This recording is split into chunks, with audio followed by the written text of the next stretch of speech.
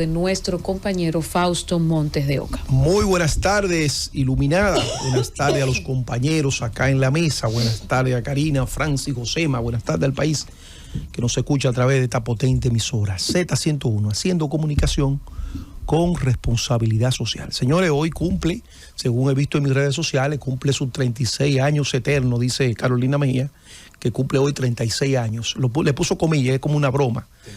Nuestras felicitaciones. El número. No, ella dijo 36 años. Fue ella. Entre comillas, ¿verdad?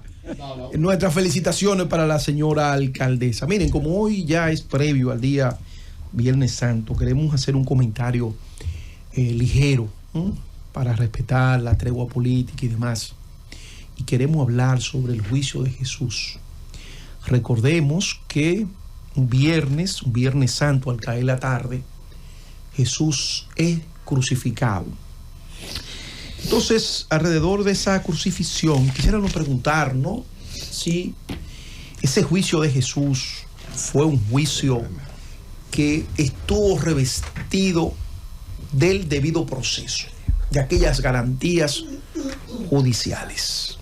Recordemos que Jesús llegó hecho hombre a la tierra y los grupos religiosos de la época lo consideraron como un blasfemo, como alguien que irrespetaba, vamos a decir, la religión ya establecida para la época en Judea.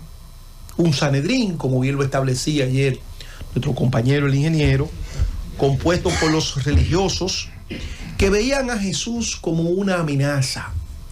Y una amenaza porque Jesús llegó a predicar las buenas nuevas. Imagínense usted un hombre hijo de Dios, para aquellos que integraban el Sanedrín, una persona que nace en un lugar humilde. Por eso he dicho que la vida de Dios tiene mucha simbología.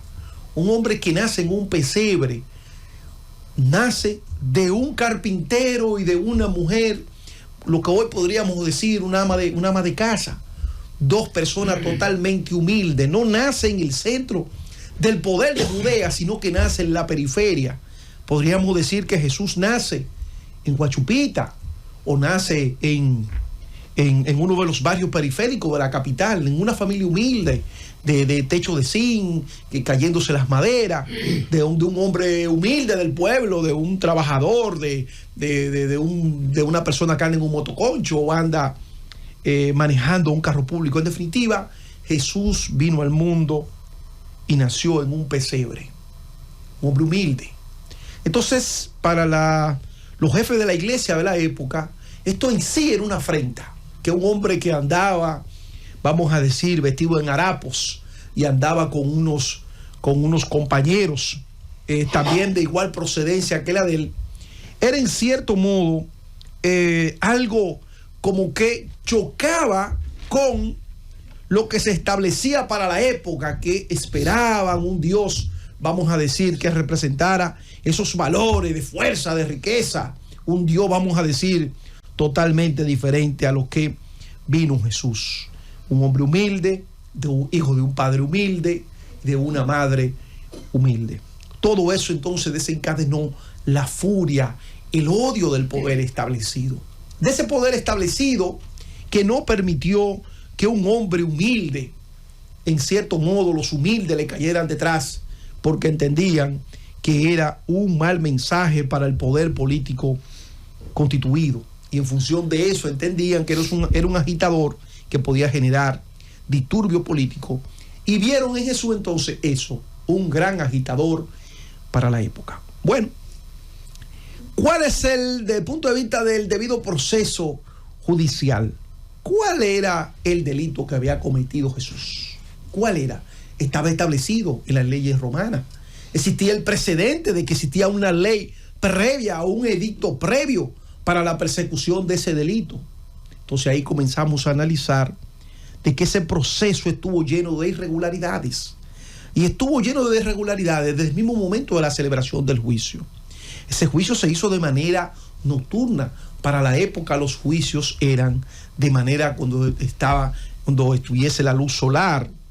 Faltaban testigos coherentes. ¿Quiénes eran los testigos que iban a establecer la culpabilidad de Jesús. No existieron testigos que pudiesen ser, vamos a decir, coherentes o fueran testigos imparciales para poder tipificar aquel hecho.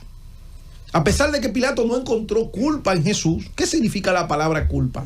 Un elemento casual que estableciera que Jesús cometió un hecho imputable que estaba previsto en una ley. En una ley romana. Entonces, no encontró culpa. Dijo, no encuentro culpa en este hombre. O sea, Jesús frente a Pilato, que es el gobernador de Judea, lo encuentra inimputable.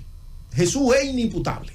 No hay forma de cómo establecer un nexo casual entre este hombre y un delito. No hay forma. Por lo tanto, ahí se ve también que no hubo entonces una garantía del debido proceso. Entonces, Jesús, bajo la presión popular del Sanedrín, que ya podíamos establecer ahí ya la existencia de la demagogia, comenzaron a exacerbar el pueblo, y cómo es posible que este hombre que vino en harapos, que este hombre que hijo de un hombre humilde, una mujer humilde, sea el Dios, pero cómo es posible, esto es una burla. Entonces exacerbaron al pueblo. En función de esa exacerbación del pueblo, entonces le armaron un juicio, y fíjense la decisión que se toma alrededor de Jesús. Se toma la medida más extrema. Es como que acá nosotros veamos que alguien se robó un salchichón, que es un delito de hambre, entonces se le aplique la pena máxima de 30 años, simplemente porque se robó un salchichón, cuando el debido proceso establece que la pena tiene que tener una gradualidad en función del delito cometido. Un delito leve, una pena leve. Un delito fuerte, entonces una pena bien gravosa. ¿Por qué? Porque tiene que haber una correlación entre lo que se comete y la pena que se le impone. Ustedes saben que, mis compañeros, que a Jesús le aplicaron, aún siendo inimputable, a un Pilato no encontrando un elemento en la ley que pudiese vincular a Jesús con un hecho antijurídico.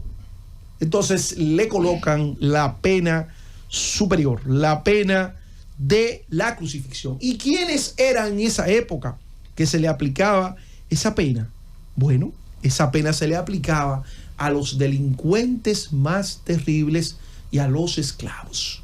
Recordemos que Jesús no era esclavo, porque Judea pertenecía al Imperio Romano, era una especie de provincia, por lo tanto eran ciudadanos de Roma, lógicamente como podríamos decir no eran del centro de Roma, pero eran ciudadanos de Roma porque estaban bajo la égida de Roma. Entonces a Jesús le aplican la decisión más terrible, la crucifixión. Para Jesús entonces no hubo un juicio imparcial, puesto que no hubo alguien que pudiese defenderlo, no hubo cargo de delitos, pero tampoco hubo un juez que se pudiese colocar por encima de las pasiones de las partes encontradas. ¿Por qué? Porque cuando Pilato, que es el gobernador, está haciendo la de juez, fíjense que en Pilato se dan los tres poderes del Estado. Se da la que gobierna, se da también el tema de la juridicidad, en la parte judicial, pero también se da el creador de las leyes, o sea, los tres poderes en él. Entonces, en esos tres poderes, él no sabe distinguir y sabe entonces jugar el papel que le correspondía en el momento, que es el papel del juez. Pero como juez no encuentra hecho inimputable, entonces se va como gobernador. Ahí entonces hace la paz, la veces de ejecutivo. Entonces, como no encuentra un elemento como jugar a Jesús, entonces le somete a Jesús a las masas. Y como decía Nietzsche, las masas son femeninas, y en esa euforia de las masas, gritan que quieren a Barrabás, un delincuente confesado, con elementos ya, con hechos tipificados para la época. Un delincuente de los más delincuentes que nosotros pudiésemos imaginar. Y fíjense cómo a las masas se les lleva cuando se le manipula. Recordemos a Hitler y recordemos otros casos. Cómo a las masas se le manipula desde el poder. Y cómo ese Sanedrín maldito influyó para que las masas de esa época juzgaran a un hombre bueno y un hombre justo como Jesús y soltaran a Barrabás. Son lesiones de derecho, son lesiones de vida, que son importantes recordar en esta Semana Santa, porque a Jesús ese redentor que vino a la tierra a purgar las penas de nosotros en el Calvario de la crucifixión, fue un hombre que le violaron todos sus derechos. Si nosotros tenemos que ver el primer preso político de la humanidad, que se le violentaron todos sus derechos, todas sus garantías, el debido proceso, ese se llama Jesús, el Redentor, que un hombre que fue tan grande que dividió la historia en dos, antes de Jesús y después de Jesús. Francis, vámonos.